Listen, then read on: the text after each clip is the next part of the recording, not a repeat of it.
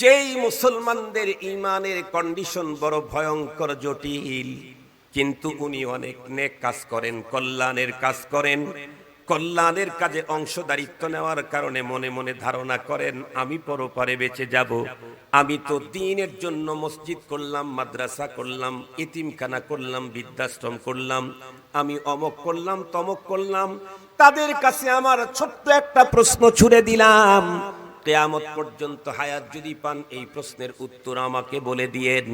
সেটি হলো, বলেন তো দেখি, দ্বীনের জন্য কল্যাণের কাজ করলে যদি ঈমানবিহীন জান্নাতি হওয়া যেত, তাহলে যেই মানুষগুলি পরপারে জান্নাত পাইতো তাদের সিরিয়ালে একজন অন্যতম খাজা আবু তালেব ছিল।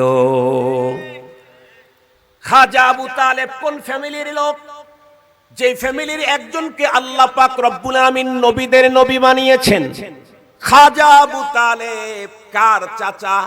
বন্ধুরা আমার, যিনি নবীদের নবী, উম্মতের নবী, নবীদের নবী, সর্বশ্রেষ্ঠ নবী, সর্বশেষ নবী। শুধু কি বন্ধুরা আমার পয়গাম্বারের চাচা? না না, খাজা আবু তালেব আখিরি জামানার পয়গাম্বারের জন্য এমন কোরবানি করেছেন, পৃথিবীর ইতিহাসে কোনো চাচা ভাতিজার জন্য এমন কোরবানি করার ইতিহাস পাওয়া যায় না। শুধুই পয়গম্বরের জন্য খাজা আবু তালেবের কোরবানি ছিল না, না না। কিতাব খুলে দেখেন, খাজা আবু তালেব ইসলামের জন্য এমন কোরবানি করেছে, এই যুগের আমার মতো আব্দুল বাসেত 10,000কে একত্রিত করলেও ওই পরিমাণে দ্বীনের জন্য কোরবানি আমাদের নাই। 10 সন্তান রেখে গেছে, 10টাই বাবার নামে দোয়া করে। আলহামদুলিল্লাহ, আমরা ভাই বোন এখনো 10 জন দুনিয়াতে বেঁচে আছি।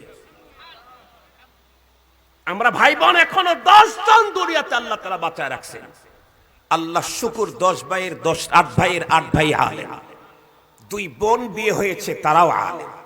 আলহামদুলিল্লাহ। 5 ওয়াক্ত সালাতের পরে রব্বিগফিরলি ওয়া লিওয়ালিদাইয়া এক কণ্ঠে না 10 কণ্ঠে? কথা বলেন না কেন? 10 কণ্ঠে। রব্বির হামহুমা এক কণ্ঠে না 10 কণ্ঠে? আল্লাহি ওয়া বারাকাতুহু।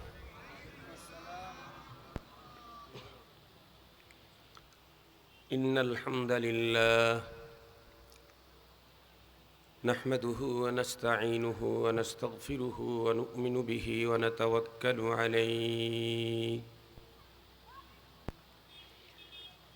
ওয়া নাউযু বিল্লাহি মিন শুরুরি আনফুসিনা ওয়া মিন সাইয়্যাতি আ'মালিনা। من يهده الله فلا مضل له ومن يضلله فلا هادي له، ونشهد أن لا إله إلا الله وحده لا شريك له، ونشهد أن سيدنا وسندنا وحبيبنا وشفيعنا وطبيبنا وطبيب قلوبنا وأولانا ومولانا محمدا عبده ورسوله الذي أرسله بالحق إلى الخلق بشيرا ونذيرا وداعيا إلى الله بإذنه وسراجا منيرا. أما بعد، فأعوذ بالله من الشيطان الرجيم. بسم الله الرحمن الرحيم. إن الذين آمنوا وعملوا الصالحات كانت لهم جنات الفردوس نزلا خالدين فيها لا يبغون عنها حولا. صدق الله مولانا العظيم وصدق رسوله النبي الأمي الكريم، ونحن على ذلك لمن الشاهدين والشاكرين والذاكرين، والحمد لله رب العالمين. اللهم صل على سيدنا مولانا محمد وعلى آله وأصحابه وبارك وسلم.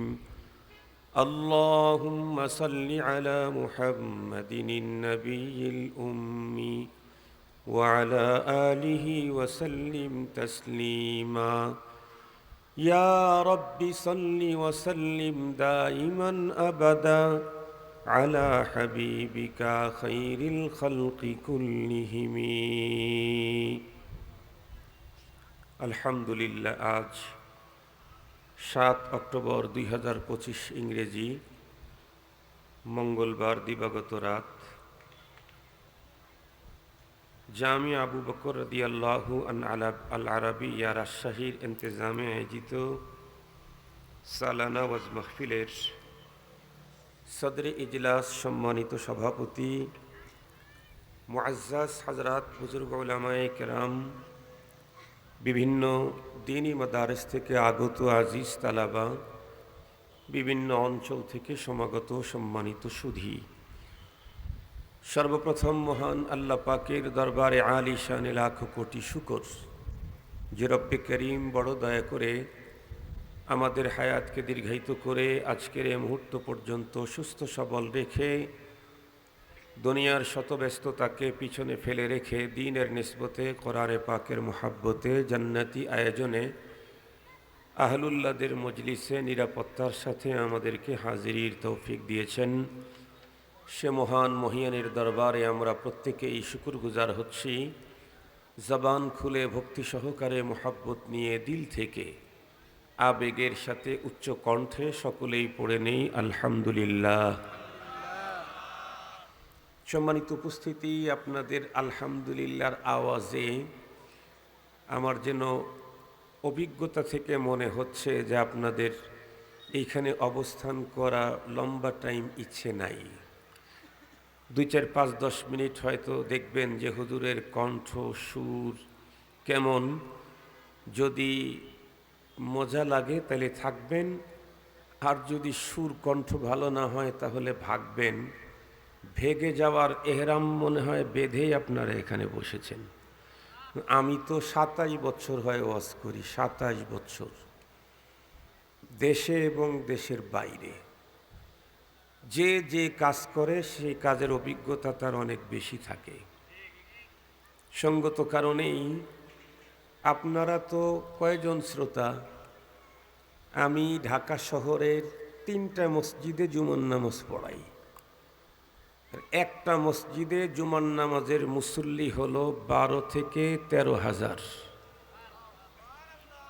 রামপুরা বনশ্রী সেন্ট্রাল মসজিদ আইডিয়াল স্কুল অ্যান্ড কলেজের সাথে জুমাবারের মুসল্লিও তো আলহামদুলিল্লাহ 12-13,000। জুমা তো 1 বছর পর পর 2 বার হয়। কয়দিন পরে পরে জুমা হয়? 7 দিন পর পর। রাজশাহীতেও মাশাআল্লাহ, তাই তো ভালো। তো 7 দিন পর পর আল্লাহ শুকুর, যাদের সামনে কথা বলার সুযোগ হয় তাদের সংখ্যা এত। তো আলহামদুলিল্লাহ, প্রথম ফ্লোর, মসজিদের প্রথম যে ফ্লোরটা আছে সেই ফ্লোরটাও আপনাদের স্প্যান্ডেলের চাইতে বড়। এ কারণেই লোক যদি আরও 10 গুণে বেশি হয় তারপরেও আমাদের আল্লাহ প্রদত্ত এই ক্যামেরাটা বড় সিরিয়াস। প্রায় মানুষের চেহারা, তাদের চাউনি, এটা আমরা বুঝি কে আমার কথা নিচ্ছে, কিভাবে নিচ্ছে। চেহারা আর চোখ দেখলেই বোঝার মতো যোগ্যতা আল্লাহ তাআলা দান করছেন। আমি আপনাদেরকে প্রথমে একটা অভয় দেই, আমি অনেক লম্বা টাইম ওয়াজ করব না। আমার ওয়াজের নিসাব হলো 1 ঘন্টা। এটা হলো স্বাভাবিকভাবে বয়ান করি, কখনো কখনো 25 মিনিট, কখনো 30 মিনিট, এর মধ্যেই থাকে। আলহামদুলিল্লাহ, 30 মিনিট ওয়াজ করলেও এমনটি হবে না যে আমি আমার আলোচ্য বিষয় কমপ্লিট করতে পারলাম না সময়ের অভাবের কারণে, পরবর্তীতে আবার আপনাদেরকে শোনায় দেব। এই আশ্বস্ত আমি কাউকে করি না। আমার উস্তাদ শেখুল হাদিস আল্লামা আজিজুল হক রহমতুল্লাহি আলাইহি আমাদেরকে বুখারী শরীফ পড়াইতেছিলেন। তো 2-3 মাস হয়ে গেছে, হুজুরের সবক মাত্র কয়েক পৃষ্ঠা হয়েছে। তো হুজুর একদিন বললেন, এই তোমরা কি মনে করো যে আমি শুধু একদিনে 1 ঘন্টায় 2 হাদিস পড়ানো শেখুল হাদিস? তোমরা কি ভয় পাইতেছো যে এতদিনে হুজুর কয়েক পৃষ্ঠা মাত্র পড়াইলো, 5 পারা কবে পড়াবেন? মনে রেখো, একদিনে 1 হাদিস যেমন পড়ানোর শেখুল হাদিস আমি, একদিনে 40 পৃষ্ঠা পড়ানোর শেখুল হাদিস আমি। তো আল্লাহ শুকুর, 20 মিনিটেও কোনো সাবজেক্ট দিলে সেই সাবজেক্টের উপরে আলোচনা করতে পারবো। ওই আলোচনাটা প্রয়োজনে 2.5 ঘন্টা করা হলেও করতে পারবো। শুধু একটা সংক্ষিপ্ত হবে, একটা বিস্তারিত হবে, অসম্পূর্ণ হবে না। আমি আপনাদের সামনে 1 ঘন্টা সময় চাই, দিতে পারবেন আমার ইনশাআল্লাহ? এটা বয়ানের জন্য। বয়ানের পরে যদি কোনো কাজ থাকে সেটা আপনারা দিয়েন কিছু সময়। আমি বয়ান শুরু করেছি 10টা বাজে 50 মিনিটে, ঘড়ি এখানে আছে। ইনশাআল্লাহ 11টা বাজে 50 মিনিট অথবা 40 মিনিটে আমার বয়ান শেষ হবে। দোয়া কালাম দিয়ে আরও কয়েক মিনিট যেতে পারে। আপনাদের সাথে কিন্তু সব কথাবার্তা কমপ্লিট করে নিলাম। আল করিম ইদা ওয়াদা ওয়াফা, ভদ্র মানুষ ওয়াদা করলে তা পূরণ করে। দেখা যাক আপনারা কতটুকুন ভদ্র। কারণ আমি তো আর যেতে পারতেছি না, মুহতারাম হাজিরিন, রাজশাহীতে আমার আশা খুব কম। রাজশাহীতে আমার আপন বড় ভাই ইসলামিয়া মাদ্রাসা এবং মাদ্রাসার শেখুল হাদিস এবং নিউ মার্কেট মসজিদের সম্মানিত ইমাম খতিব। এরপরে আমি রাজশাহীতে বেশি আসি না। রাজশাহী আমার কাছে বেগানা মনে হয়, না এসে এসে বেগানা মনে হয়। এই জন্য এমনিতেও কম আসা হয়। আজকে আসতে 1 ঘন্টা সময় নিচ্ছি। আমি আজকে কোরআনে পাকের একটা আয়াতে কারিমা তেলাওয়াত করেছি। এই আয়াতকে সামনে নিয়ে আমার আলোচনা। এই আয়াতকে সামনে নিয়ে আলোচনাটা আপনাদের হৃদয়ের গভীর পর্যন্ত পৌঁছাইতে চাইলে আমাকে ছোট্ট একটা ভূমিকা আপনাদের খেদমতে পেশ করতে হবে। তাহলে পরবর্তী আয়াতের কথা হৃদয়ের গভীর পর্যন্ত পৌঁছাবে বলে আশা করছি। আমরা প্রত্যেকেই জানি তামাম ওয়ার্ল্ডে যত মানুষ এখন আছে, তামাম মানুষগুলি বিশ্বাসের দিক থেকে 2 প্রকার। এক প্রকারের লোক আল্লাহ সৃষ্টিকর্তাকে বিশ্বাস করে না, পরপারকে বিশ্বাস করে না। যারা পরপার বিশ্বাস করে না তারা পরপারের জান্নাত আর জাহান্নাম, সুখ আর দুঃখ, স্বর্গ আর নরক এগুলি বিশ্বাস করার প্রশ্নই আসে না। যেই মানুষগুলি স্রষ্টাকে বিশ্বাস করে না, পরপার বিশ্বাস করে না, তাদেরকে নিয়ে আমার আজকে কোনো আলোচনা নেই। আমার আজকের আলোচনা হলো যারা আল্লাহ বিশ্বাস করে, পরপার বিশ্বাস করে, পরপারের সুখ এবং দুঃখ যারা বিশ্বাস করে, তাদেরকে নিয়ে আমার আলোচনা। আমার ধারণা, এবং এটাই সঠিক, এটাই বাস্তবতা, পৃথিবীর যত মানুষ পরপারকে বিশ্বাস করে এবং পরপারের সুখ দুঃখ বিশ্বাস করে, যে নামেই হোক, জান্নাত জাহান্নাম নামে হোক, স্বর্গ আর নরকের নামেই হোক, পরপারের সুখ দুঃখ যারা বিশ্বাস করে, এ জাতীয় প্রতিটি মানুষ পরপারে সুখী হতে চায়। একজন মানুষও পরপারে দুঃখী হতে চায় না। জ্বলন্ত প্রমাণ আমরা জানি, আমাদের দেশের হিন্দু, তাদের ধর্মীয় কালচার, তাদের ধর্মীয় আকীদা বিশ্বাস, তাদের কিছু সভ্যতা সিস্টেম পদ্ধতি আছে। তার মধ্যে একটা পদ্ধতি হলো হিন্দুদের ধর্মীয় পদ্ধতি, তাদের কালচার, তাদের আকীদা বিশ্বাসের একটা হলো, দেখবেন যতই আপনজন তাদের মারা যাক, কলিজার টুকরা সন্তান মারা গেছে, অথবা জন্মদাতা পিতাই মারা গেছে, অথবা গর্ভধারিণী মা মারা গেছে, অথবা রফিকায়ে হায়াত অর্ধাঙ্গিনী জীবন সঙ্গিনী সেই মারা গেছে, আমার জানা মতে এর চাইতে কাছের মুহাব্বতের মানুষ এই দুনিয়াতে স্বাভাবিকভাবে অন্য কেউ আর নাই। কিন্তু এই লোকগুলা মারা গেলে হিন্দুরা চিতায় নিয়ে আগুনে, কথা বলেন না কেন, একটু পুড়িয়ে দেয়। কেন পোড়ায়? তাদের আকীদা বিশ্বাস হলো একজন মানুষ এই জীবন চলার পথে বাঁকে বাঁকে, ফাঁকে ফাঁকে সৃষ্টিকর্তার সাথে অনেক ভুল বেয়াদবি হয়ে থাকে। এতগুলি ভুল বেয়াদবি পৃথিবী থেকেই যদি ডিসকাস শেষ করে ফিনিশ করে না যায়, তাহলে পরপারে তাকে নরকে যেতে হবে। তারা নরকে যেতে রাজি নাই। এ কারণে তারা তাদের ধর্মীয় একটা পদ্ধতি আবিষ্কার করেছে, মানুষ মরে গেলে তাকে চিতায় নিয়ে পুড়িয়ে দাও। পোড়ানের মাধ্যমে তার জীবনের সমস্ত কৃতকর্মগুলা ক্ষমা হয়ে গেল। এজন্য বলে পোড়ায়া তারা তাদের আপনজনকে স্বর্গে পাঠায়। ওরা আগুন দিয়ে পোড়ায়া কোথায় পাঠায়? কথা বলেন না কেন? ওদের বিশ্বাস। আসলে কোথায় যায় না যায় ওইটা আমি আজকে বলবো না, স্বর্গে পাঠায়। আমি এখান থেকে যেই জিনিসটা আপনাদেরকে বুঝাইতে চাচ্ছি সেটি হলো, হিন্দু সম্প্রদায়ও মরণের পরে নরকে যেতে চায় না, কেউ স্বর্গেই যেতে চায়। প্রয়োজনে অতি আপন জনের মুখে সবচাইতে কাছের মানুষটাই আগুন দেয়। সবচাইতে কাছের মানুষ যে, সেই আগুনটা প্রথমে দেয়। কেন? কারণ একজন মানুষ কষ্ট পেলে সবচাইতে বেশি ব্যথা আমি পাব। যেহেতু স্বর্গ পাঠানের সিস্টেম, তাহলে এটা আমার দ্বারাই করাই উত্তম। এ কারণে তারা পুড়ে হলেও স্বর্গে যেতে চায়। আমরা যারা মুমিন মুসলমান, আমরা পরপারে কোথায় যেতে চাই? একটু জোরে বলতে হবে কথা। জান্নাতে যেতে চাই। এখন আমার জিজ্ঞাসা হলো, যেই জান্নাতে যেতে চাই সেই জান্নাত কি আমার, আপনার বা আমাদের নানা বাড়ির দাদা বাড়ির কোনো সম্পদ? জান্নাত কার? আল্লাহর। খুব ভালো করে বুঝবেন। এই যে আমার হাতে এই যে একটা চশমা আছে, এই চশমাটার মালিক আমি। এই চশমাটার মালিক আমি। আমি যদি এই চশমা কাউকে উচিত মূল্যে বিক্রি করি, সেটা আমার ব্যাপার।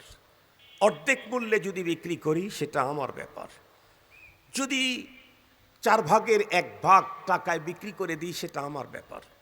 আমি যদি কাউকে ফ্রি দেই, সেটা, কথা বলেন না কেন, আমার ব্যাপার। কেন? এটার মালিকানা কে? আমি। আমার এই চশমা আমার কাছ থেকে বৈধ পন্থায় কেউ নিতে চাইলে আমার কথা মেনেই নিতে হবে। কেউ যদি জোর জবরদস্তি করে নেয়, সেটা ভিন্ন কথা। ডাকাতি করলো, ছিনতাই করলো, চুরি করলো, সেটা ভিন্ন কথা। বলেন তো দেখি, জান্নাত কার বলেছি যেন?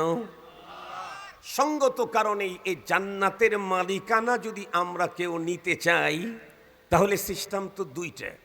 একটা হলো মালিকের কথা মেনে নিতে হবে, আর একটা হলো ছিনতাই করে নিতে হবে। জান্নাত ছিনতাই করার মতো ক্ষমতা কার কার আছে? কথা বলেন না কেন? জান্নাত চুরি করবার মতো ক্ষমতা কার কার আছে? আর একটু জোরে বলেন। নেই। তাহলে পথ এখানে একটাই, সেটি হলো বৈধ পন্থায় নিতে হবে, সেটা যিনি জান্নাতের মালিক তার কাছ থেকে।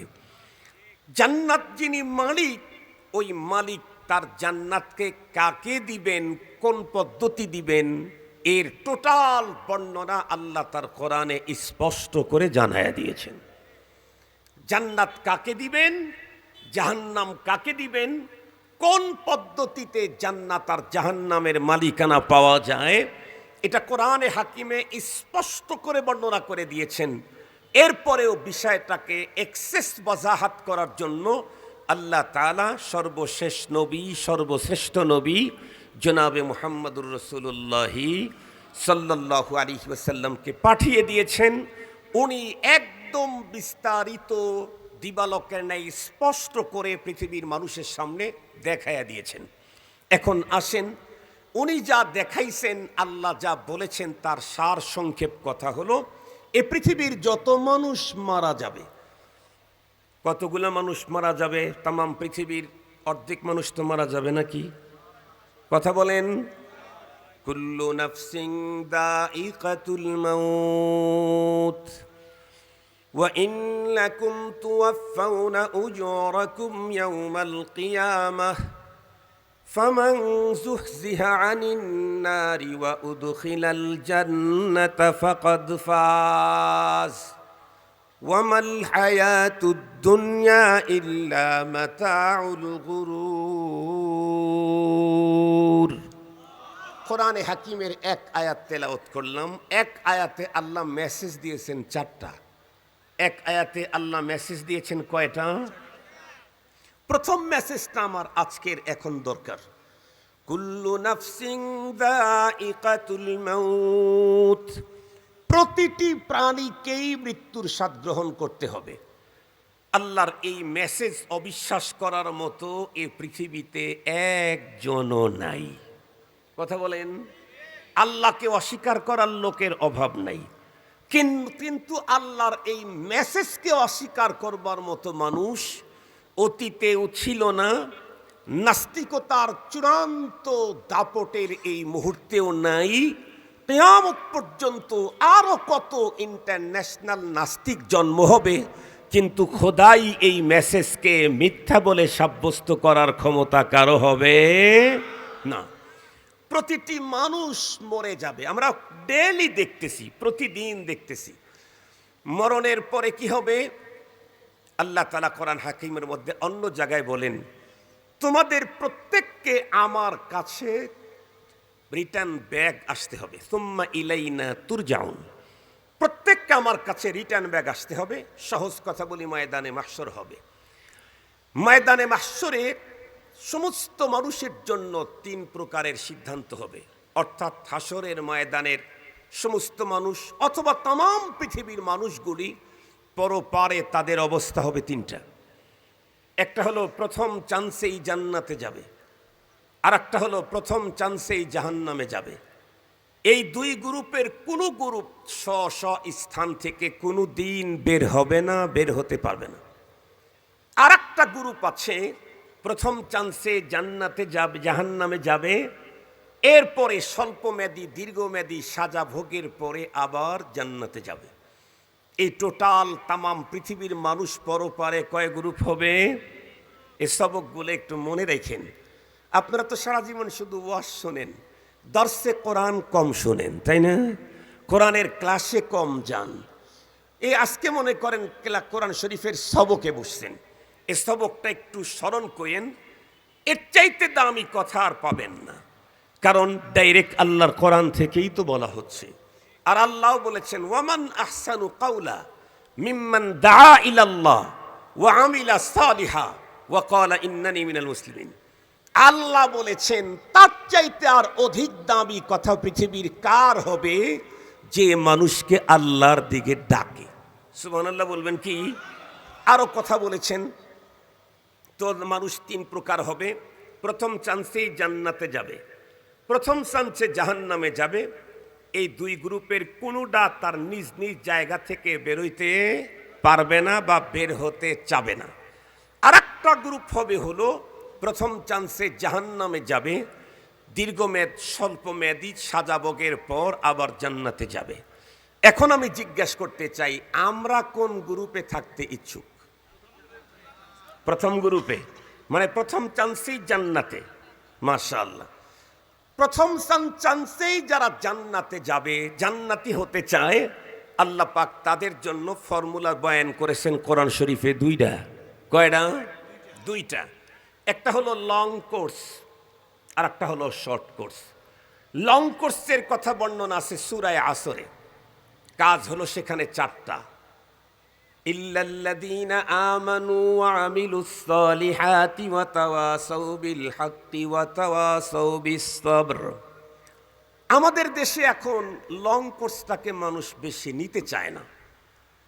আগে তো এক বক্তা 4 ঘন্টা ওয়াজ করত, 4 ঘন্টা। আমিও 3.5 ঘন্টা 3.5 ঘন্টা ওয়াজ করার ইতিহাস আমার আছে। এখন সব কিছুতে মানুষ শর্ট চয়েস করে। এই জন্য দেখেন না, ছেলেরা মেয়েরা এখন জামা পায়জামা শর্ট পরে। এত শর্ট পরে ছেলেরা যে নর্মাল যদি হাইটে যেতে থাকে তাইলে তেমন কোনো ঝামেলা নাই, কিন্তু যদি কোনো প্রয়োজনে উপর হতে থাকে তাহলে 2 শটের মাঝখানে ঢাকার সদরঘাট দেখা যায়। দেখছেন আপনারা কোনোদিন?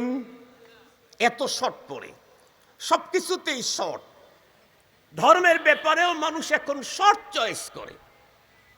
বর্তমান সময়ের মানুষ মনে করে ইসলাম হলো টুপি, দাড়ি, নামাজ, রোজা, হজ, যাকাত, তারপরে ইসলামী আন্দোলন, তবলিগ, পীর মাশায়েখ, এই তসবিহ তাহলিল, এই ইত্যাদি। মুহতারাম হাজিরিন, ইসলাম এত ছোট না, ইসলাম অনেক বড়। এটার ব্যাখ্যা দেওয়ার সুযোগ আজকে আমার নেই। আমি শর্টটাই বলি, যেহেতু শর্টটা চয়েস করেন। আমি যে আয়াতে কারিমা খুতবার পরে পড়েছি, সে আয়াতে কারিমাতে আল্লাহ তাআলা বলেন, 4টা না 2টা যদি তুমি করো তাহলে তোমাকে প্রথম চান্সেই জান্নাতে ঢুকানো হবে। আর সেই জান্নাতটার নামও আল্লাহ উল্লেখ করেছেন জান্নাতুল ফিরদাউস। সেই 2টা পুঁজি কি? ইন্নাল্লাযীনা আমানু ওয়া আমিলুস সালিহাত কানাত লাহুম জান্নাতুল ফিরদাউসি নুজুলা। আল্লাহ পাক বলেন, যেই মানুষটা তার টোটাল লাইফে মাত্র 2টা পুঁজি সঞ্চয় করেছে, একটা হলো ঈমান আর একটা হলো নেক আমল। এই 2টা সঞ্চয় করে এই ঈমান আর নেক আমল নিয়ে কবর পর্যন্ত যেতে পেরেছে, তাহলে আল্লাহ পাক কি বলেন? তুমি কবর পর্যন্ত যেতে পারলেই তোমাকে মেহমানদারি করা হবে জান্নাতুল ফিরদাউসে। মেহমানদারির কথা শুনে কারো কারো মাথার মধ্যে প্রশ্ন আসবে, হুজুর তাইলে আমরা ঈমান আর আমল নিয়ে মরে গেলে আল্লাহ জান্নাতুল ফিরদাউসে আমাদেরকে মেহমানদারি করবেন? তো কয়দিন মেহমানদারি করবেন? তারপরে আবার কোথায় পাঠাবেন? আমরা যদি বলি কয়দিন, আল্লাহ তার উত্তরে বলে দিলেন খালিদিন। কথা বলেন কি? আল্লাহ কি বলেছেন? খালিদিন। কয়দিন বাংলা, খালিদিন বাংলা না, খালিদিন এটা কি আরবি। কয়দিন আমাদেরকে রাখবেন? আল্লাহ বলেন খালিদিন। খালিদিন মানে চিরকাল। সুবহানাল্লাহ বললেন না যে? এখন কথা হলো, চিরকালই যদি থাকি তাহলে তো আমাদের বাড়ি হইল, এটা তো মেহমানখানা হইল না। তো এটা আল্লাহ পাক এটা মেহমানখানা বলে ব্যক্ত করলেন কেন? তার কারণ হলো, আপনাদেরকে একটা ছোট্ট মেসাল দিতে হবে। বৃষ্টি, এই হালকা বৃষ্টিতেই বিচলিত হয়ে যাচ্ছেন। আল্লাহ শুকুর, বৃষ্টির পানি ঝুম ঝুম করে পড়ছে, তারপরেও মাঠের 10,000 লোকের 10টা লোকও সরে নাই, এরকম ইতিহাস বাংলাদেশে বহুত আছে। আমরা যতক্ষণ থাকবো আপনারা ততক্ষণ থাকবেন ইনশাআল্লাহ। ইনশাআল্লাহ। দেখেন, আপনার বাড়ির কাজের ছেলে কাজ করত, পরবর্তীতে ও এখান থেকে কেমনে কেমনে বিদেশে গেছে, ও এখন আলহামদুলিল্লাহ বেশ টাকা পয়সা হয়েছে অথবা হয় নাই। 10 বছর পরে আপনি ওই ছেলের কথা মনে পড়ছে, ও আপনার খুব খেদমত করত, ফোন নাম্বার পেয়ে ওকে দাওয়াত দিলেন, বাসায় আসলো। এখন ওই কাজের ছেলে যখন আপনার বাসায় আজকে আপনার দাওয়াতের মেহমান হয়ে আসছে, ওই ছেলে কিন্তু যখন আপনার বাসায় ছিল তখন ও আপনার প্লেটটা ধুয়ে দিত, পানিটা ফেলে দিত, পানি নিয়ে আসতো। আজকে ও যখন আপনার বাসার মেহমান হয়েছে, ও কি আজকে প্লেটটা ধুয়ে খেতে হবে? বাদ। ও কি আজকে ময়লা পরিষ্কার করতে হবে, পানি আনতে হবে, গ্লাস পরিষ্কার করতে হবে? সব কে করবে? বাড়িওয়ালা তার লোক দিয়ে করায় নিবে। কেন? ও আমার গোলাম হলে কি হবে, ও আমার কাজের ছেলে হলে কি হবে? এখন তো সে আমার মেহমান। সঙ্গত কারণেই মেহমান মেজবানের বাসায় গেলে কোনো কাজ করে খেতে হয় না, শুধু একটু মনে মনে যদি একটু বলে, আবেদনও করতে হয় না যে ভাই অমুক জিনিসটা খেতে চাই, এ কথা বললে তো হবেই। শুধু যদি বলে যে অমুক জায়গায় গিয়েছিলাম, এই জিনিস দিয়েছিল, এত মজা লেগেছে, মানে চায় না, এই চাওয়ার ভান ধরেছে। কত ঠিক বললাম না? ঠিক বললাম? তখনই কিন্তু মেজবান মেহমানের এই চয়েসফুল জিনিসটাকে ইন্তজামের জন্য দৌড়াইতে থাকবে। দুনিয়ার ছোট মেহমান যদি, মেজবান যদি মেহমানের জন্য এত কিছু করে, আসমান জমিনের মালিক যখন মেজবান হবেন, আর আমি আর আপনি ঈমান আর নেক আমলের পুঁজির কারণে যখন আল্লাহর মেহমান হব, তখন আমার জন্য কি হবে? কোরআনে হাকিমে আল্লাহ তাআলা তাও জানায় দিয়েছেন, ওয়ালাকুম ফিহা মা তাশতাহি আনফুসুকুম ওয়ালাকুম ফিহা মা তাদদাউন নুজুলাম মিন গফুরির রহিম।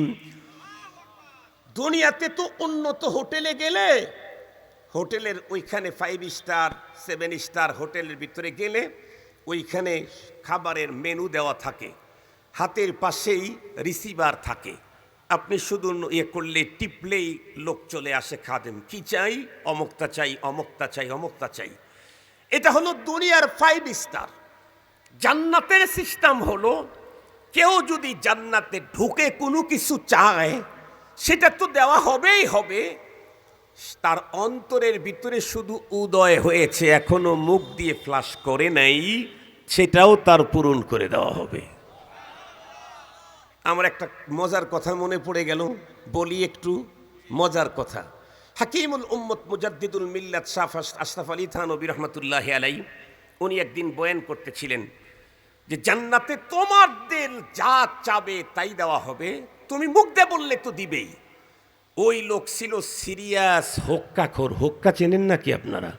বাংলাদেশে অনেক লোক আছে না, বিড়ি ছাড়া তার জীবন চলে না। অনেক লোক আছে পান ছাড়া তার জীবন চলে না। 10,000 টাকার হাদিয়া নিয়ে গেলে যে খুশি হয়, 10 টাকার পান নিয়ে গেলে তার চাইতে হাসিটা অনেক উন্নত হয়। বিশেষ করে যাদের আব্বা আম্মা বয়স্ক পান খায়, এদের জন্য পান নিয়ে যায়েন, জর্দা না হয় নাই দিয়েন, পান নিয়ে যায়েন। যাদের আব্বা আম্মা বিড়ি খায় তাদের জন্য বিড়ি নেওয়ার ব্যাপারে আমি তশকিল করতে পারবো না। মোহতারাম হাজরিন, তো ওই লোক এতই বেশি হোক্কায় আসক্ত, থানভী रहमतुल्लाह अलैह के जिज्ञास करते से, मौलवी साहब तुम ये बताओ जन्नत के अंदर सब कुछ तो मिल जाएगा, तुम बताओ कि हुक्का भी मिलेगा? तो হাকিমুল উম্মতকে বলতেছে জান্নাতে যা চাওয়া যাবে তাই পাওয়া যাবে, তা আমাকে প্রথমে এই কথাটা বলো যে হুক্কা চাইলেও পাওয়া যাবে কিনা। হাকিমুল উম্মত থানভী रहमतुल्लाह अलैह বলছেন, তুমি যদি চাইতে পারো তোমার জন্য ব্যবস্থা করা হবে। তার মানে ওইখানকার পরিবেশটাই এমন, ওইখানে ঢুকলেই তার মেধা, মস্তিষ্ক, রুচি সব চেঞ্জ হয়ে যাবে। এইগুলি আর পচা ধচা এগুলি তার মনে চাবে না। আমি যে কথা আপনাদের খেদমতে বলতেছিলাম, মেহমানদারির কথা আল্লাহ পাক বলেছেন এই কারণে, জান্নাতে চিরদিন থাকবো আমি, তবে কোনো কিছু করে খেতে হবে না, মেহমানের মর্যাদা নিয়েই থাকবো। কিন্তু লাগবে কয়টা? কথা বলেন, কয় পুঁজি? 2 পুঁজি। একটা জানতে হবে একটা বলতে কোনটা আছে। হুজুর আমার খুব নেক আমল আছে, আমি পৃথিবীর সবচাইতে ভালো কাজ করি, যেমন পৃথিবীতে কল্যাণের কাজ করে এই পৃথিবীতে বহুবার গোল্ড মেডেল জিতেছিল এক মহিষী নারী, তার নাম মাদার তেরেসা। নাম শুনছেন নাকি মাদার তেরেসা? এ পৃথিবীতে তাকে বহুবার গোল্ড মেডেল দেওয়া হয়েছিল। সে গোল্ড মেডেল পেয়েছে হলো মানব সেবায়। সিরিয়াসলি মানব সেবা সে করেছে। সে চিরকুমারিত্ব বরণ করেছিল, জীবনে বিয়েটা পর্যন্ত করে নাই। তার থিওরি ছিল, আমি যদি কাউকে হাজব্যান্ড হিসেবে মেনে নেই, কিছু না কিছু টাইম তাকে আমাকে দিতে হবে। এতটুকুন টাইম মানব সেবার মতো কল্যাণকার কাছ থেকে আমি পিছিয়ে থাকব, প্রয়োজন নেই। আমি আমার যৌবনের স্বাদ নিতে চাই না, সৃষ্টির শ্রেষ্ঠ মানুষের সেবা করতে চাই। এ মেয়েটি অনেক ভালো কাজ করেছে, দুনিয়া তাকে গোল্ড মেডেল দিয়েছে। মহিলাটা দুনিয়ার থেকে চলে গেছে। বলুন তো দেখি, জান্নাতি হবে না জাহান্নামী? আর একটু জোরে বলেন। কেন? কারণ নেক আমল দিয়ে কখনোই পরপারে জান্নাতে পাওয়া যায় না। জান্নাতি হতে চাইলে 2টা লাগে, তবে তার ভিতরে কমন হলো ঈমান। মুসলমান ভাই খুব ভালো করে বুঝবেন, আমার দেশের ভিতরে লক্ষ লক্ষ এমন মুসলমান আছে যেই মুসলমানদের ঈমানের কন্ডিশন বড় ভয়ঙ্কর জটিল, কিন্তু উনি অনেক নেক কাজ করেন, কল্যাণের কাজ করেন। কল্যাণের কাজে অংশদারিত্ব নেওয়ার কারণে মনে মনে ধারণা করেন, আমি পরপারে বেঁচে যাব। আমি তো দ্বীনের জন্য মসজিদ করলাম, মাদ্রাসা করলাম, এতিমখানা করলাম, বৃদ্ধাশ্রম করলাম, আমি অমক করলাম, তমক করলাম। তাদের কাছে আমার ছোট্ট একটা প্রশ্ন ছুড়ে দিলাম, কিয়ামত পর্যন্ত হায়াত যদি পান এই প্রশ্নের উত্তর আমাকে বলে দিয়েন। সেটি হলো, বলেন তো দেখি, দ্বীনের জন্য কল্যাণের কাজ করলে যদি ঈমানবিহীন জান্নাতি হওয়া যেত, তাহলে যেই মানুষগুলি পরপারে জান্নাত পাইতো তাদের সিরিয়ালে একজন অন্যতম খাজা আবু তালেব ছিল। খাজা আবু তালেব কোন ফ্যামিলির লোক? যে ফ্যামিলির একজনকে আল্লাহ পাক রব্বুল আমিন নবীদের নবী বানিয়েছেন। খাজা আবু তালেব কার চাচা? বন্ধুরা আমার, যিনি নবীদের নবী, উম্মতের নবী, নবীদের নবী, সর্বশ্রেষ্ঠ নবী, সর্বশেষ নবী। শুধু কি বন্ধুরা আমার পয়গাম্বারের চাচা? না না, খাজা আবু তালেব আখিরি জামানার পয়গাম্বারের জন্য এমন কোরবানি করেছেন, পৃথিবীর ইতিহাসে কোনো চাচা ভাতিজার জন্য এমন কোরবানি করার ইতিহাস পাওয়া যায় না। শুধুই পয়গম্বরের জন্য খাজা আবু তালেবের কোরবানি ছিল? না না না, কিতাব খুলে দেখেন, খাজা আবু তালেব ইসলামের জন্য এমন কোরবানি করেছে, এই যুগের আমার মতো আব্দুল বাসেত 10,000কে একত্রিত করলেও ওই পরিমাণে দ্বীনের জন্য কোরবানি আমাদের নাই। একটা মাত্র তথ্য বলি, একটা তথ্য। বিশ্বনবীজি যখন মানুষদেরকে দাওয়াতের কাজ শুরু করলেন মক্কাতে, দেখতে দেখতে সমস্ত মক্কার সব গোত্রের লোকেরা একেবারে জোটবদ্ধ হয়ে গেল। এক পর্যায়ে খাজা আবু তালেব লিডারের কাছে এসে বলল, আমরা সম্মিলিত জোট করেছি, কি আপনি আপনার ভাতিজাকে হয়তো থামান, নাইলে কিন্তু আমরা আপনার বিরুদ্ধে কোনো অ্যাকশনে যাব। উনি বললেন, ঠিক আছে, আমার ভাতিজার সাথে একটু কথা বলি। বিশ্বনবীজির কাছে এসে বললেন, খাজা আবু তালেব, ভাতিজা, তুমি এই কাজটা একটু বন্ধ করে দাও না বাবা। বিশ্বনবীজি তখন উত্তর করলেন, চাচা আপনি এটা কি বললেন? আমি এই কাজটা কশ্চিনকালেও বন্ধ করতে পারি না, কারণ আল্লাহ পাক রব্বুল আলামিন পৃথিবীতে আমাকে তো প্রেরণ করেছেন এই টার্গেট নিয়েই। আল্লাহর কোরআনে আল্লাহ নিজেই বলেন, হুয়াল্লাযী আরসালা রাসূলাহু বিল হুদা ওয়া দীনিল হাক্কি লিইয়ুযহিরাহু আলাদ-দীনি কুল্লি ওয়ালাউ কারিহাল মুশরিকুন।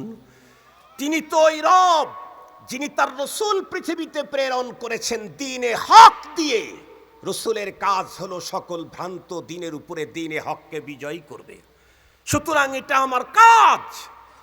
রব্বুল আলামিন তার পয়গম্বরকে ডেকে বললেন, ওগো আমার হাবিব, আপনি বলেন, কুল হাদিহি সাবিলি আদউ ইলাল্লাহি আলা বাসীরাতিন আনা ওয়া মানিত্তাবা'নি। ওগো রাসূল, আপনি বলেন, হাদিহি সাবিলি, এটাই আমার কাজ, এটাই আমার পথ। আমি পৃথিবীর মানুষকে আল্লাহর দিকে ডাকবো, সকল ভ্রান্ত মতবাদ পৃথিবীতে কবর দিয়ে ইসলাম আর দ্বীনে হককে বিজয় করব, এটা আমার কাজ। এ মিশন থেকে ফিরে আসার আমার কোনো সম্ভাবনা নেই। এই কথা শুনে খাজা আবু তালেব পয়গম্বরকে ডেকে বললেন, ভাতিজা, তাই যদি হয় তাহলে আমি তোমাকে অভয় দিচ্ছি, যতক্ষণ পর্যন্ত আমার শরীরের ভিতরে জান থাকবে তুমি তোমার মিশনের কাজ তোমার মতো করে চালিয়ে যাও। যত রকমের যত তুফান আসুক, আমার হায়াত থাকতে আমি তোমাকে 100% শেল্টার দেব। আমাকে বাদ দিয়ে, আমাকে রেখে কেউ তোমার উপরে আক্রমণ করতে পারবে না। হযরতে খাজা আবু তালেব যে ওয়াদা ভাতিজাকে দিয়েছেন, সে ওয়াদা মিয়া ওয়া জিয়াদা পালন করেছেন। পয়গম্বর যখন মিশন বন্ধ করছে না, তখন তারা সম্মিলিত জোট পয়গম্বরের পরিবারের বিরুদ্ধে অ্যাকশন শুরু করলো। কি? বয়কট করলো। খবরদার, খাজা আবু তালেব তার পরিবার সহ কারো সাথে কেউ কথা বলতে পারবে না, সালাম দিলে উত্তর দিতে পারবে না, তাদের কাছে বসতে পারবে না, তারা কাছে এসে বসতে চাইলে জায়গা দিতে পারবে না, তাদের কাছে কোনো কিছু বিক্রি করবে না, যাদের কাছ থেকে কোনো কিছু কেউ খরিদ করতে পারবে না। Total boycott.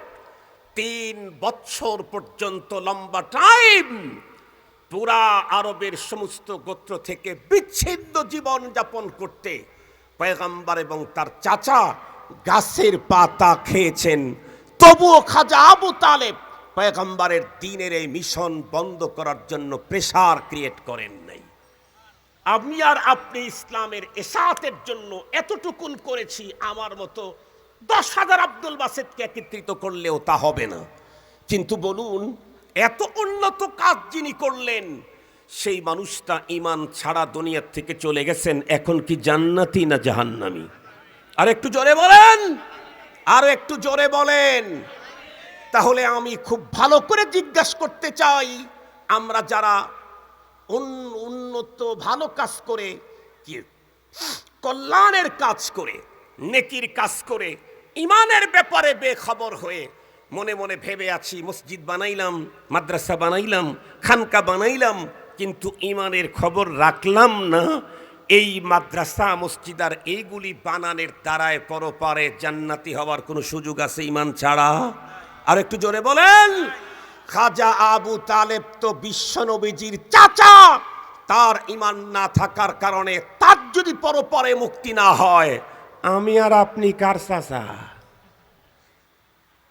এই আওয়াজ যত দূর পর্যন্ত যায় ভালো করে শুনে রেখেন, সস্তা আওয়াজ মনে করে আওয়াজ শুনবেন না।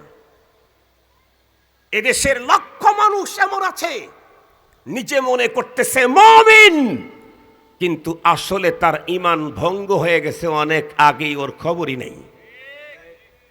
ঈমান ভঙ্গ হয়ে গেছে অনেক আগে, ওর খবরই নেই, ও জানেই না যে ওর ঈমান ভঙ্গ হয়ে গেছে। মুহতারাম হাজিরিন, ওই বিষয়টা আমি একটু পরে বলি।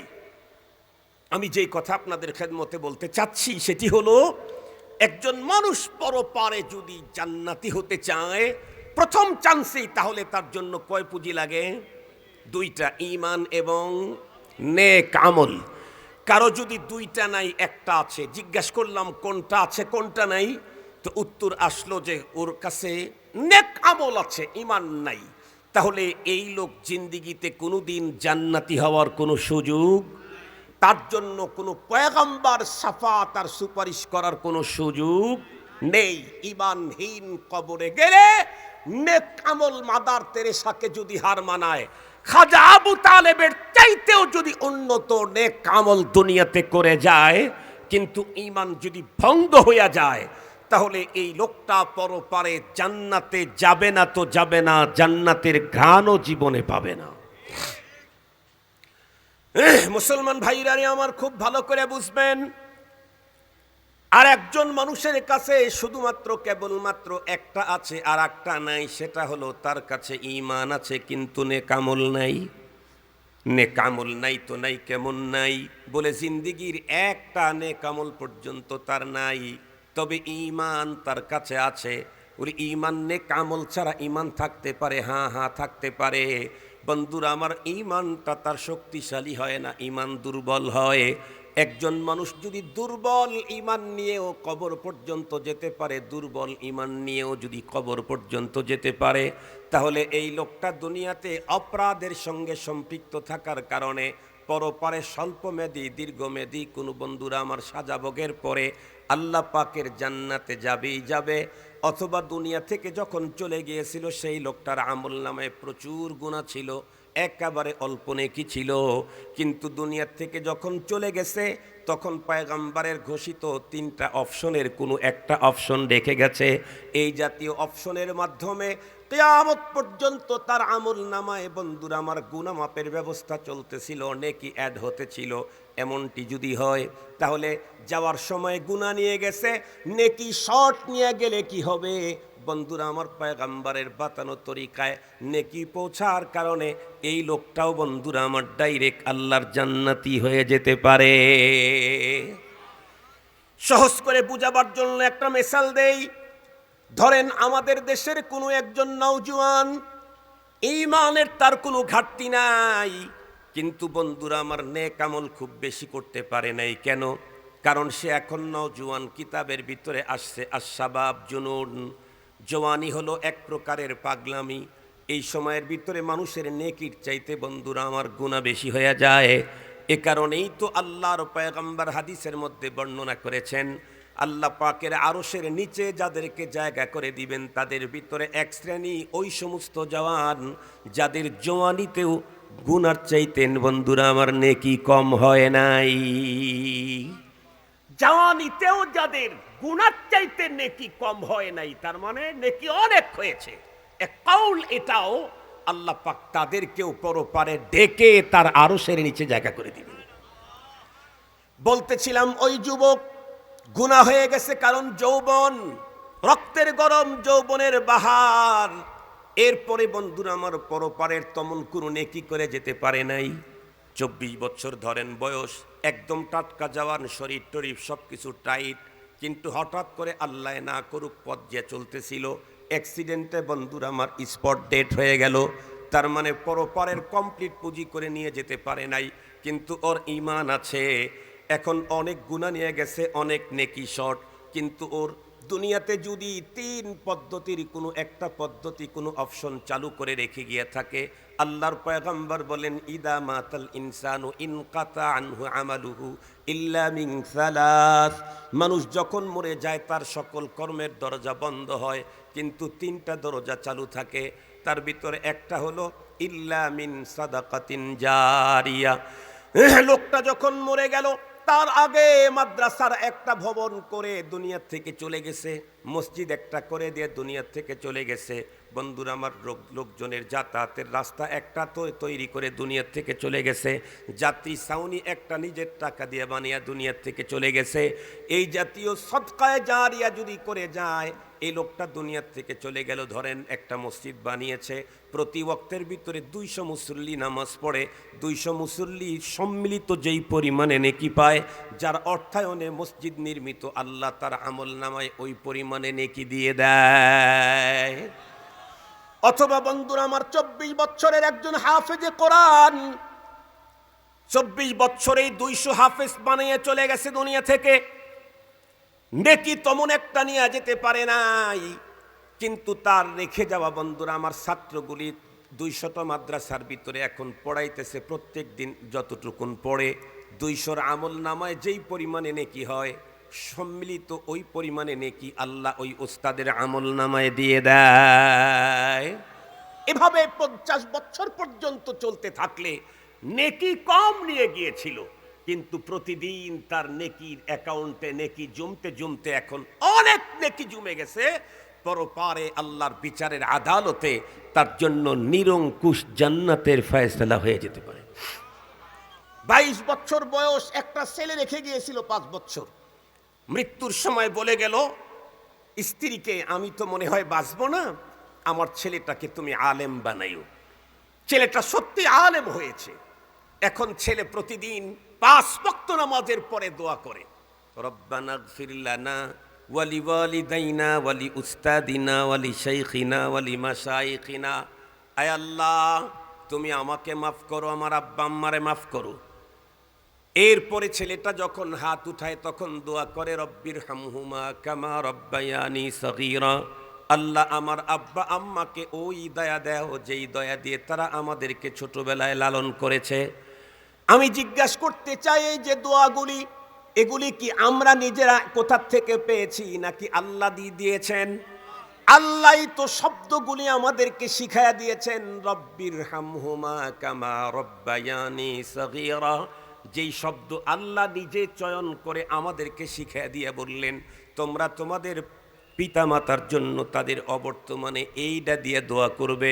সেই শব্দ দিয়ে আবেদন আল্লাহর কাছে জমা দিলে এই শব্দ, এই আবেদন নামঞ্জুর হওয়ার কোনো সম্ভাবনা নাই। এই জন্য দোয়া কবুল হবেই হবে। এখন বলেন, একজন রেখে গেছে মাত্র একটা সন্তান, আর একজন রেখে গেছে 10 সন্তান। 10 সন্তানই 5 ওয়াক্ত নামাজের পরে আল্লাহর কাছে দোয়া করে, রব্বিগফিরলি ওয়ালি ওয়ালিদাইয়া, আল্লাহ তুমি আমারে মাফ করো, আমার আব্বা আম্মারে মাফ করো। কমপক্ষে একটা করে গুনাহ যদি মাফ করে, যে 10 সন্তান রেখে গেছে তার কন্টিনিউ 5-10-এ 50টা গুনাহ মাফ হবে। কিন্তু যে লোক রেখেই গেছে একটা বাচ্চা, ওর যদি একটা মাফ হয়, তাহলে ওর 50টা বাপের গুনাহ মাফ করাইতে চাইলে কতদিন লাগবে? কমপক্ষে 10 দিন। কথা বলেন না কেন? এখন আপনারাই বলুন, যারা অধিক সন্তান রেখে দুনিয়াতে চলে গেল নেক, তারাই সফল, নাকি যারা বর্তমান স্লোগান দিল 2টি সন্তানের অধিক নয়, একটি হলে ভালো হয়? সত্যি বলেন তো দেখি, এই ক্ষেত্রে একটা ভালো না 10টা ভালো? আর একটু জোরে বলেন। তাহলে দুনিয়ার মানুষ আমাদেরকে যেই চমৎকার স্লোগান শিখাইছে, এটা ধোঁকা, বাটপাড়ি আর চিটারি। কথা বলেন না কেন? কথা বলেন না কেন? 10 সন্তান রেখে গেছে, 10টাই বাবার নামে দোয়া করে, আলহামদুলিল্লাহ। আমরা ভাই বোন এখনো 10 জন দুনিয়াতে বেঁচে আছি। আমরা ভাই বোন এখনো 10 জন দুনিয়াতে আল্লাহ তাআলা বাঁচায় রাখছেন। আল্লাহ শুকুর, 10 ভাইয়ের 8 ভাইয়ের 8 ভাই আলেম, 2 বোন বিয়ে হয়েছে, তারাও আলেম, আলহামদুলিল্লাহ। পাঁচ ওয়াক্ত সালাতের পরে রব্বিগফিরলি ওয়ালি ওয়ালিদাইয়া এক কণ্ঠে না 10 কণ্ঠে? কথা বলেন না কেন? 10 কণ্ঠে। রব্বির হামহুমা এক কণ্ঠে না 10 কণ্ঠে? তাহলে বলুন তো দেখি, সত্যি কি দুটি সন্তানের অধিক নয় একটি হলে ভালো হয়? আর একটু জোরে বলেন। এই স্লোগান যারা আমাদেরকে শিখাইছে ওরা হলো আমাদের জাত শত্রু, মূলের শত্রু। লাতাজিদান্না আসাদ্দান্নাসি আদাওয়াতান লিল্লাযীনা আমানুল ইয়াহুদ ওয়াল্লাযীনা আশরাকু। মুহতারাম হাজিরিন, এক একটা সাবজেক্টের উপরে আপনাদেরকে 1 ঘন্টা আলোচনা শুনতে হবে, তাইলে বুঝবেন ইসলাম কি মজা, আল্লাহ প্রদত্ত সিস্টেম কত উন্নত, নির্ভেজাল। আমার এহকাল আর পরকালের শান্তির সবচাইতে নিট এন্ড ক্লিন, স্বচ্ছ, ফ্রেশ ফর্মুলা একমাত্র দিয়েছে যিনি আমাকে তৈরি করেছেন, উনি। ওনার চাইতে ক্লিন ফ্রেশ ফর্মুলা পৃথিবীর কোনো মানুষ কোনো দিন আবিষ্কার করতে পারে না। মুহতারাম হাজিরিন, আমি যে কথা বলতেছিলাম, একজন মানুষ দুর্বল ঈমান নিয়েও যদি কবরে যায়, তারপরেও এই লোকটা নিরঙ্কুশ পরপারে দুখুলে আউয়ালি প্রথম চান্সেও জান্নাতি হওয়ার সুযোগ আছে না নাই? আছে। কিন্তু আল্লাহ না করুক, কেউ যদি ঈমান ভঙ্গ হয়ে কবরে যায় আর ওর জন্য যদি প্রতি বৎসর তাম দুনিয়ার 200 কোটি মানুষ তার মৃত্যুবার্ষিকী পালন করতে গিয়া কুলখানি, ফাতেহা খানি, ইয়াসিন খানি আর রহমান খানি, যত খানি আছে সব যদি পড়তে থাকে, একটা নেকি তার অ্যাকাউন্টে ঢুকবে না, একটা অপরাধ তার ক্ষমা করা হবে না। অ্যাকাউন্টে ঢুকবে কেমনে? ওর তো অ্যাকাউন্টই নাই। কথা বলেন না কেন? ঈমান নাই মানে কি নাই? অ্যাকাউন্টই নাই। অ্যাকাউন্ট থাকলেও একটা ডিজিট কম বেশি হইলেই উল্টা পাল্টা। সহজে বুঝবার জন্য বলি, অনেক সময় আমরা ফোন দেই, নতুন নাম্বার সেভ নাই, তো প্যাচ লাগে হলো 2 জায়গায়। একটা জায়গায় খুব বেশি প্যাচ লাগে, সেটা হলো 4 আর 8, এই জায়গায় খুব বেশি প্যাচ লাগে। ইংরেজির 8 বাংলায় কত? কথা বলেন না কেন? ইংরেজির 8 বাংলায় 4। এই জায়গায় যায় অনেক সময় টিপতেছে ইংরেজি, মনে করছে বাংলা। একটা মাত্র ডিজিট ভুল হওয়ার কারণে ফোন দিয়েছে মহাখালী, চলে গেছে নোয়াখালী। হয় না? হয় না? একটা ডিজিট প্রবলেম করার কারণে যদি নোয়াখালীর ফোন যদি মহাখালী চলে যায়, যার কোনো ডিজিটই নাই তার আবার ফোন কিসের? যার কোনো অ্যাকাউন্টই নাই তার আমল নামায় আবার জমা হবে কেমনে? ঈমান হলো মূল অ্যাকাউন্ট। এখন কথা হলো, বলতে পারেন হুজুর আলহামদুলিল্লাহ আমি মুসলমান ঘরের মুসলমান, পাক্কা মুসলমান আমি। আমার দাদা মুসলমান, 14 গ্রামের ঈদগাহ মাঠের খতিব ছিলেন আমার দাদা। আমি মোল্লা বাড়ির ছেলে, আমি সব জানি, আপনাদের চাইতে ভালো জানি। আমার ঈমান যাবে কেমনে? তাহলে আমি আপনাদেরকে একটা মেসাল দিলে সহজে বোঝা যাবে। আমি শুধু মেসাল দিয়ে ওয়াজ করি না, আল্লাহ কোরআনে মেসাল দিয়ে ওয়াজ করেছেন। আল্লাহ তাআলা কি বলেন? দরাবাল্লাহু মাসালান কালিমাতান কাতাইয়িবাতিন কাশাজারাতিন তাইয়িবাতিন আসলুহা সাবিতু ওয়া ফারউহা ফিস সামা। আল্লাহ মেসাল দিয়ে ওয়াজ করেছেন, নবীজি মেসাল দিয়ে ওয়াজ করেছেন। এজন্য আমিও মেসাল দিচ্ছি, ভালো করে শুনেন। আমাদের দেশে একজন মানুষ খুব সুন্দর করে ওযু করলো। সুন্দর নামাজের জন্য সুন্দর ওযু শর্ত।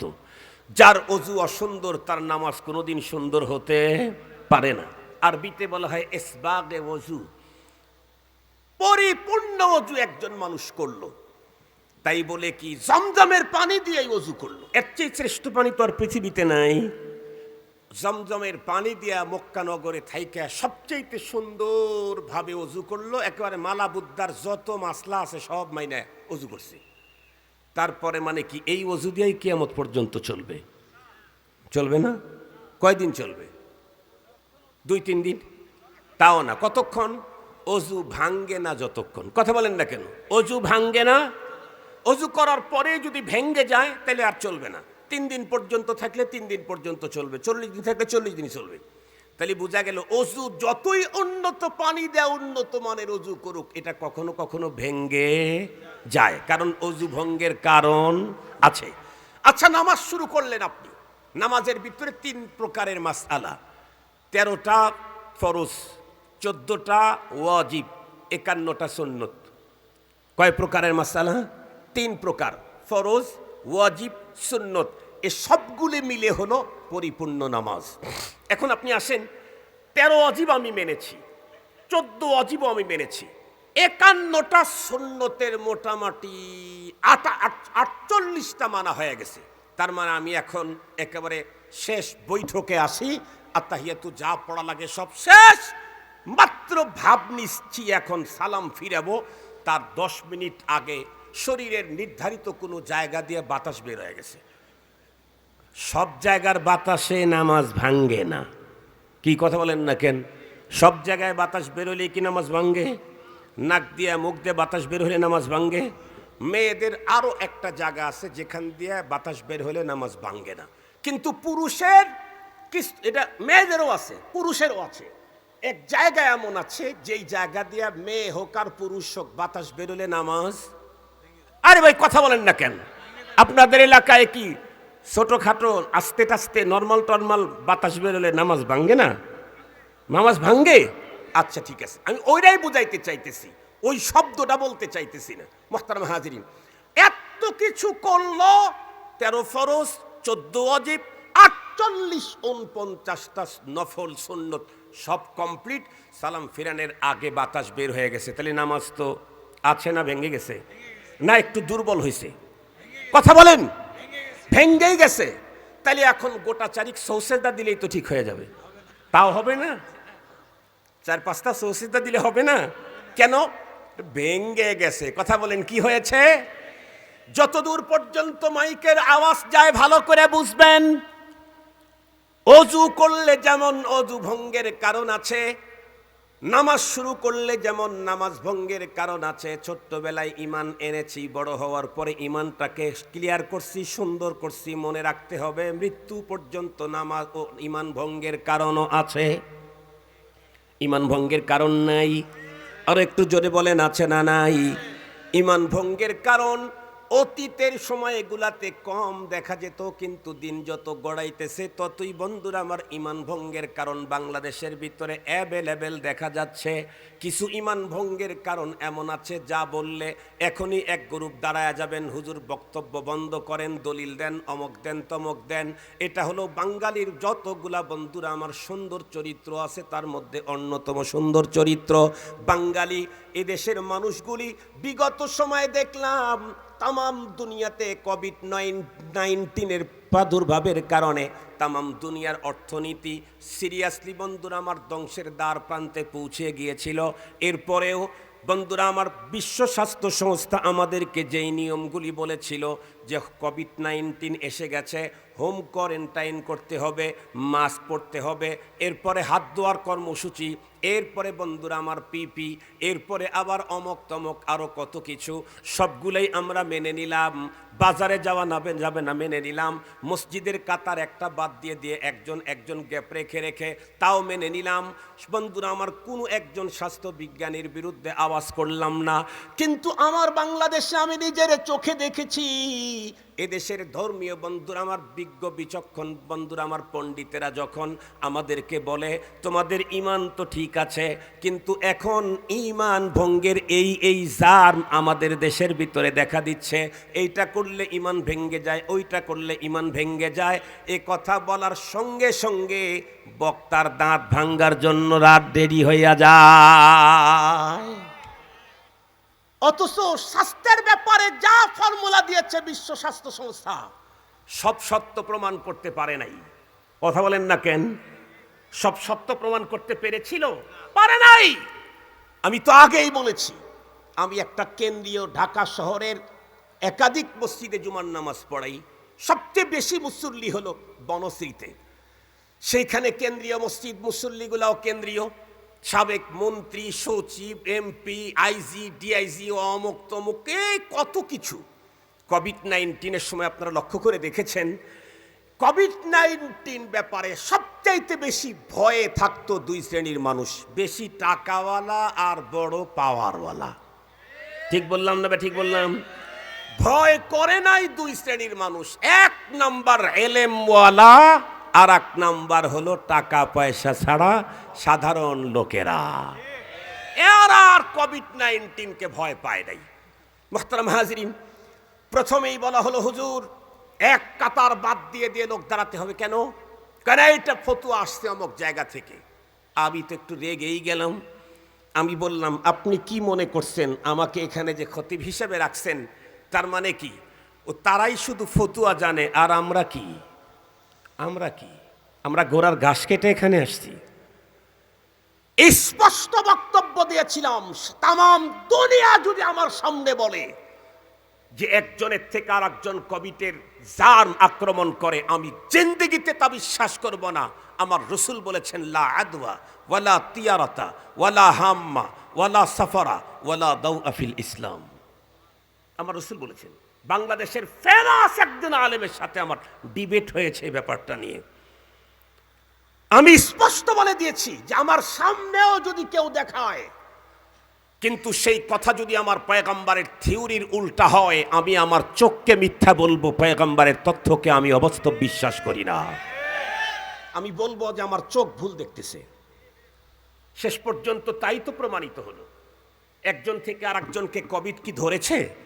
কথা বলেন, প্রমাণিত হয়েছে। তাই বিশ্ব স্বাস্থ্য সংস্থা ভুল তথ্য দেওয়ার পরেও তাম দুনিয়াকে অর্থনৈতিকভাবে 25 বছর পিছিয়ে দিল, তারপরেও তাদের বিরুদ্ধে কোনো অ্যাকশন না। আলেমরা যখন সহিহ মাসলা বলে, তখন আপনার মনোপুত না হলেই আপনি লাফ দিয়ে দাঁড়িয়ে যান, মজলিসেই হুজুরের সাথে তর্ক করতে থাকেন। অথচ কার সামনে দাঁড়ায় আপনি বক্তব্য দিচ্ছেন? আপনার টোটাল ফ্যামিলির ঝোলাতে যে এলেম আছে, ওই হুজুরের ঝোলার একদম হাতার ভিতরে পকেটে যা আছে, সেই পকেট সমান এলেমও আপনার টোটাল ফ্যামিলিতে নেই। মুহতারাম হাজিরিন, তারপরেও এতগুলা এটিএস দিলাম। এর আগে এটিএস দিলাম, হাত টাট কেটে গেলে এটিএস দেয় না? চিকিৎসা পরে করেন, যাতে কমপক্ষে পছন্দ না ধরে। আমি এখন যেই তথ্যগুলা বলবো, এটার কারণে কারো কারো পছন্দ ধরতে পারে, এজন্য আগে এটিএস দিয়ে নিলাম। মনে থাকবে তো ইনশাআল্লাহ? আগের থেকেই সব ক্লিয়ার করলাম। এখন আসেন, আমি আমার আসার পর গ্রাম্য মুন্সিগুলা আমাকে 100% নিট এন্ড ক্লিন ঈমানের তালকিন করেছিলেন। উনি আমাকে শিখাইছিলেন, পড়ো আমানতু বিল্লাহি ওয়া মালাইকাতিহি ওয়া কুতুবিহি ওয়া রুসুলিহি ওয়াল ইয়াউমিল আখিরি ওয়াল কদরি খাইরিহি ওয়া শাররিহি মিনাল্লাহি তাআলা ওয়াল বাসি বাদাল মাউত। এরপরে আমার উস্তাদ আমারে শিখাইছিলেন, আমানতু বিল্লাহ কামা হুয়া বি আসমাইহি ওয়া সিফাতিহি ওয়া কাবিলতু জামিআ আহকামিহি ওয়া আরকানিহি। এরপরে আমার মর্নিং মক্তবে গ্রাম্য মুন্সি আমার সিনার ভিতরে ঢুকাইয়া দিলেন, লা ইলাহা ইল্লাল্লাহু মুহাম্মাদুর রাসূলুল্লাহ। আরো কি শিখাইলেন? আশহাদু আল্লা ইলাহা ইল্লাল্লাহ ওয়া আশহাদু আন্না মুহাম্মাদান আবদুহু ওয়া রাসূলুহু। আমার আম্মা আমাকে ঘুম পাড়ানোর দোয়া শিখিয়েছিলেন, পানি পান করার দোয়া শিখিয়েছিলেন, ফল খাওয়ার দোয়া শিখিয়েছিলেন, ঘুম থেকে জাগ্রত হওয়ার দোয়া শিখিয়েছিলেন, ওয়াশরুমে যাওয়ার দোয়া শিখিয়েছিলেন। এরপরে আমি একটু বড় হলাম, চলে গেলাম আমার বন্ধুরা, আমার সহপাঠীদের সঙ্গে স্কুলে চলে গেলাম। এখান থেকে বন্ধুরা আমার কলেজে গেলাম, সেখান থেকে ইউনিভার্সিটিতে গেলাম, এরপরে দেশের বাইরে চলে গেলাম। ফ্রেন্ড সার্কেল অনেক বড় হয়ে গেল। বর্তমান পৃথিবীর সবচাইতে বড় বড় লোকেরা আমার বন্ধু। আমি এখন গবেষক, আমি এখন নিজেই বন্ধুরা আমার আবিষ্কারক, আমি অনেক বড় তথ্যবিদ, অনেক অনেক অনেক অনেক কিছু। শেষ পর্যন্ত পথগুলি চলতে চলতে চলতে চলতে আমারই কোনো রিলেটিভ, কোনো বন্ধু আমাকে একটা তথ্য দিল, কয় দোস্ত শোনো, বলে কি, আল্লাহ পাকের চিরাচরিত নিয়ম হলো একজন নবী পাঠাইতেন, ওই নবী চলে গেলে খুব দ্রুত সময়ে আর একজন নবী পাঠায় দিতেন। কেন? কারণ দুই নবীর মাঝখানে গ্যাপ পড়ে গেলে মানুষ গোমরা হয়ে যায়, মানুষ পথভ্রষ্ট হয়ে যায়। দেখো না, আমাদের পয়গম্বর আগমনের আগে মাত্র 500 থেকে 550 বছর সময়টা পৃথিবীতে কোনো নবী ছিল না। তাই সেই মুহূর্তের ভিতরে গোমরাহি এমনভাবে ছেয়ে গিয়েছিল, সেই যুগটাকে জাহেলিয়াতের যুগ, অন্ধকারের যুগ বলা হয়। আমাদের পয়গম্বর দুনিয়া থেকে চলে যাওয়ার পর 1400 বছর এখন পার করছে। এত লম্বা টাইম পর্যন্ত দুনিয়াতে যে কোনো মুহূর্তে গোমরাহি ছেয়ে যেতে পারে। এ কারণে আল্লাহ পাক রব্বুল আলামিন কিয়ামত পর্যন্ত মানুষকে গোমরার ভিতরে যাতে না পড়ে, এজন্য কিয়ামত পর্যন্ত নবী পাঠাইতেই থাকবেন। একটু বলেন না কিছু, আউযুবিল্লাহ, নাউযুবিল্লাহ, আলহামদুলিল্লাহ, একটা কিছু বলেন। কি বলবেন? আর একটু জোরে বলেন। মানে হুজুর যেই তথ্যটা বলে সেই তথ্যের পক্ষে থাকলে আলহামদুলিল্লাহ, মাশাআল্লাহ। আর ওই তথ্যের বিপক্ষে যদি অবস্থান নিতে চান, প্রকাশ করতে চান মত, তাহলে কি বলবেন? আল্লাহ এই মত থেকে আমরা পানা চাই তোমার কাছে, নাউজুবিল্লাহ। মানে মনে থাকবে তো আপনাদের? সারা জীবন শুধু নাউজুবিল্লাহ পড়ছেন, কিন্তু নাউজুবিল্লাহর ভিতরে কি বললেন এটা হয়তো জানা ছিল না। নাউজুবিল্লাহ মানে আল্লাহ এই থিওরি, এই কথা থেকে আমি তোমার কাছে পানা চাই। তাহলে আমরা এখন নাউজুবিল্লাহ না নাউজুবিল্লাহ? আউযুবিল্লাহ, নাউযুবিল্লাহ একটাই, আলহামদুলিল্লাহ না তো? তার মানে এই তথ্য আমরা রিসিভ করি না। খুব ভালো করে মনে রাখবেন। তখন কি বলবে? তখন বলবে, না না শোনো, হুজুররা তোমাদেরকে বলেছেন আল্লাহর কোরআন থেকে, মা কানা মুহাম্মাদুন আবা আহাদিম মির রিজালিকুম ওয়ালাকির রাসূলুল্লাহি ওয়া খাতামান নাবিয়্যিন, ইন্না লিল্লাহি ওয়া ইন্না ইলাইহি রাজিউন। তার মানে আমার বয়ান করার ওয়াদা ছিল হলো 1 ঘন্টা থেকে 50 মিনিট, 1 ঘন্টা পার হয়ে আরো 2 মিনিট গেছে। এখন আমি কি করব বলেন? 10-15 মিনিট কথা বলবো, আপনারা থাকবেন ইনশাআল্লাহ। বৃষ্টি আসে, আসুক নাকি? বৃষ্টির ভাব দেখলে একটা দোয়া পড়বো আমরা, আল্লাহুম্মা হাওয়ালাইনা ওয়ালা আলাইনা, আল্লাহুম্মা হাওয়ালাইনা ওয়ালা আলাইনা। বলবো আল্লাহ আমাদের আশেপাশে দাও, এখন এখানে ওয়াজ চলতেছে, এখানে দিও না। কথা কি বুঝাতে পারছি? এটাই তো দোয়া। দোয়ার তর্জমা এটা না? আল্লাহুম্মা হাওয়ালাইনা ওয়ালা আলাইনা। আল্লাহ অন্য জায়গায় দাও, যেখানে লোকজন এখন বাইরে নেই, এখানে দিয়ে দাও। এখানে আমরা ওয়াজ শুনতেছি, এখানে দিও না। যাই হোক, যে কথা বলতেছিলাম, কি জানি কি কথা জানি বলতেছিলাম, মাশাআল্লাহ। আমরা যখন বলবো যে বিশ্ব নবীজির পরে আর কোনো নবী নাই, এটা ঈমান।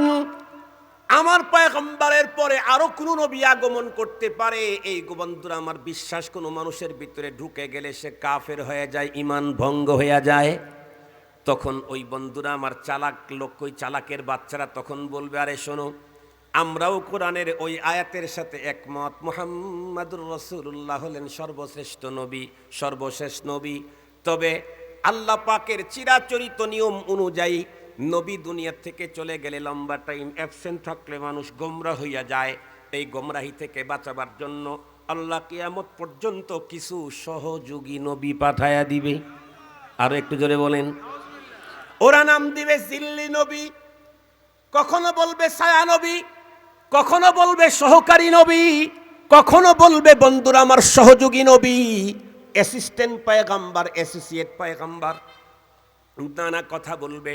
কিন্তু মনে রাখবেন, আমি আল্লাহর কোরআন যা বলেছেন তা থেকে ঈমান যদি কোনো মানুষ 100% ক্লিয়ার রাখতে চায়, তাহলে তার মাথার ভিতরে থাকতে হবে, অন্তরের ভিতরে রাখতে হবে, আমার পয়গম্বর আগমনের পরে কোনো নামের কোনো ধরনের কোনো নতুন নবী দুনিয়ায় আগমনের সুযোগ নাই। কোন নবী, কোন নামের, কোন ধরনের নতুন নবী আগমনের সুযোগ নাই।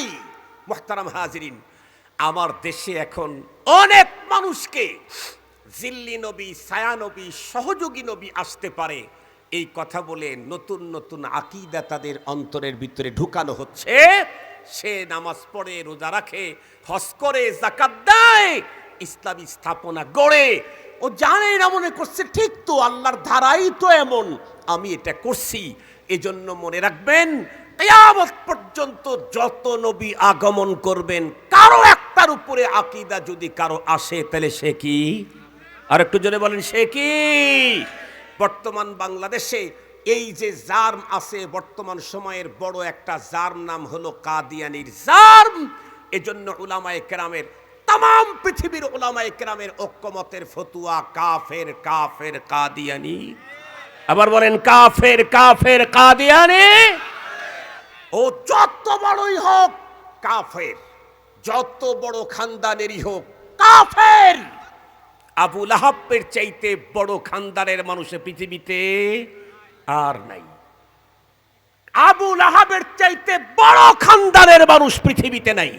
বিশ্বনবীজি স্পষ্ট সহিহ হাদিসের বর্ণনা, নবীজি বলেছেন তামাম আলমের মধ্যে আল্লাহ তাআলা আমার খানদানকে চয়েস করেছেন।